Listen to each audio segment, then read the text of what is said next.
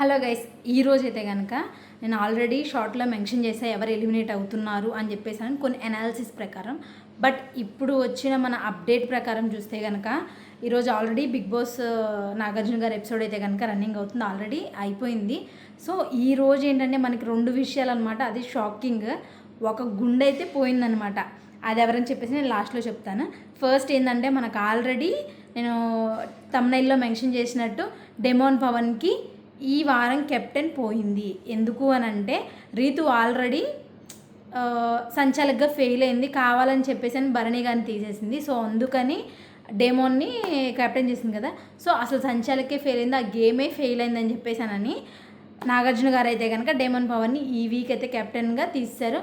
నాకు తెలిసి ఈ వీక్ కెప్టెన్ ఎవరు ఉండకపోవచ్చు అని అయితే నేనైతే ఎక్స్పెక్ట్ చేస్తున్నాను. అండ్ ఇంకోటి ఏంటంటే ఇప్పుడు హరీష్ వర్సెస్ మనీష్, వీళ్ళిద్దరిలో ఎవరు వెళ్ళారు అని చెప్పేసానని పక్కాగా మనం అనుకున్నట్టుగానే మనీషే వెళ్ళిపోయాడు అనమాట.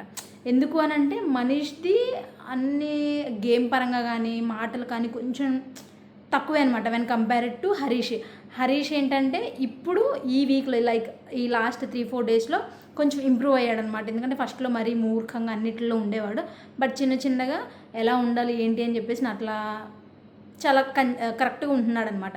సో అందుకని చెప్పేసి అయితే కనుక ఈయన ఎక్కువ ఓట్స్ పడ్డాయి, మన మనీష్కి అయితే కనుక తక్కువ పడ్డాయి. So ultimately Manish is eliminated. So ఒక గుండు పోయిందనమాట.